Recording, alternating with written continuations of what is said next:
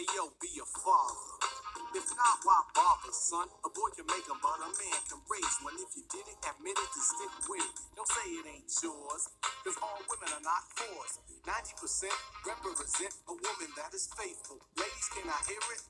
When a girl gets pregnant, her man is gonna run around. Dissing her for 9 months when it's born, he wants to. Let's welcome to the Dad Cypher here. I'm your host, Dr. J.L. Adolph, aka the Extra Large Professor.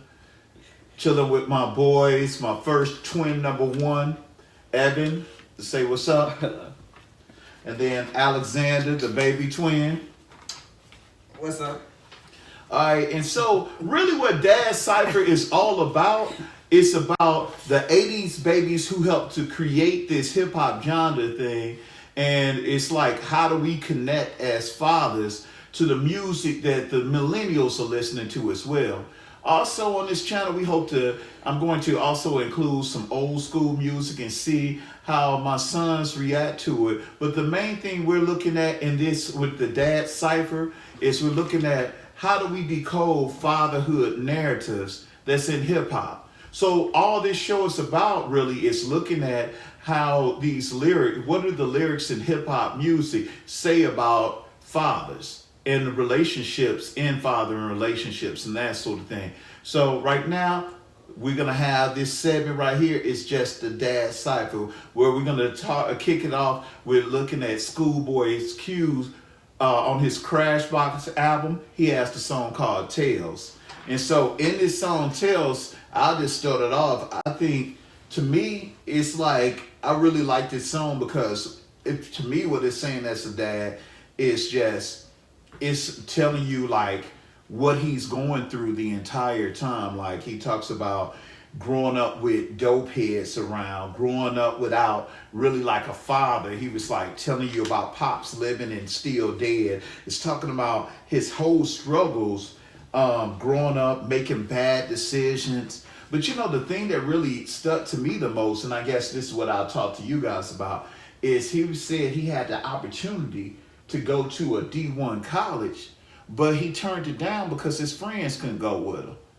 So, I mean, what you guys think about that? He gave up an opportunity to go on to college, instead decided not to do it and just would rather be the crip in the hood and that sort of thing with his friends. What you guys think about that? What I'll say about that comment in particular is maybe he decided not to go because it plays into the stereotype that you go with the ones that ride with you from the day one, ones that are always there. So he was like, ride or die. If they can't go, I'm not going to turn my back on them. I'm going to stay loyal to them. Yeah, I mean, and I definitely know what that feels like. For the most part, just growing up in those environments and like, you know, how do you make a name for yourself? How can you, to me, well, y'all didn't really have to deal with this because y'all always have been in integrated schools. But for me, it was like, how do I go from the projects and go to this all-white school and feel like you're not losing yourself while you're, you know what I mean, in school? Like, how do you guys deal with that? What do you think he thought about the lyrics, Evan? The lyrics? Okay, so what I thought, I'm not really focused about the friends part. I'm just focused on like this one demon part. Mm-hmm. Like, you know, the demons coming after him basically. Mm-hmm. And I don't really understand about the part saying that his something about the dad dying and his daughter is like, you know. Yeah. Yeah. Oh, hey, now that's a good part in there. And so for those who don't know it, I'm gonna just read the lyrics here. He said, probably miss my mom's funeral. My daughter's a hoe, cause the man of the house ain't a man no more. I think he explains it right there. The dad is out doing something he's not supposed to be doing. He's gone, not present. But where is he gone to? He's on the street. He's on drugs or the street. So having more kids. I don't think he's doing drugs because he smokes a little bit, but I think he says he hasn't smoked it. Or somewhere in there he says he hasn't smoked in a while. I'm pretty sure. No, he said he doesn't have money to on the smoke and that sort of thing. So I think that's saying he can't afford it, so he hasn't been doing it. So he's trying to make money on the street by the way he knows how. Since he decided to skip out on D1 school and all these amazing opportunities he decided to skip out on. So he decided he's going to continue to make money the fast way and do it the way he's used to. 5 out of 5. What you give it? A 3. What'd you give it? Out of 5, that's odd. I said a 10. Can I do out of 10? I guess, yeah, go ahead and throw us off. Yeah. I say Cut this boy out. I say 7.5 out of 10. So, yo, this is, once again, this is the Dad Cypher. We're talking about 80s babies, bridging the gap between the 80s babies and the new millennials. I'm Professor J.L. Adolph. Evan.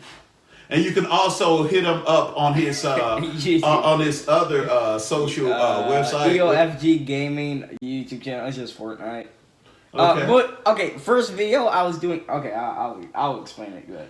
Okay. So and then. Alexander Adolph, aka your boy. Alright. So alright, this is the first session of the Cypher, and we out. Hey, Evan, look at the camera. Yo, look at the camera. Alright, we out. Now, the cool thing about the lyrics here, I look at words like baby mama and bills and burdens, and I look at all of those B sounds in the lyrics there, and it seemed that it represents the anxiety that a lot of low-income fathers suffer when they're trying to deal with this role of being the breadwinner.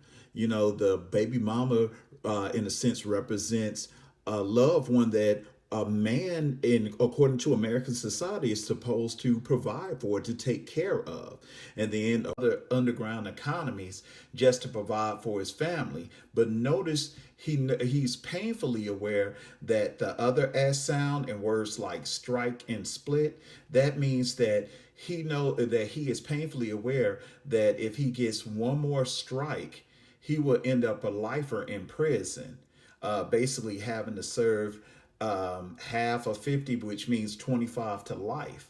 And so what these lyrics represent to me, it seems like Schoolboy Q is taking on or addressing the circumstances that many of these low income fathers face.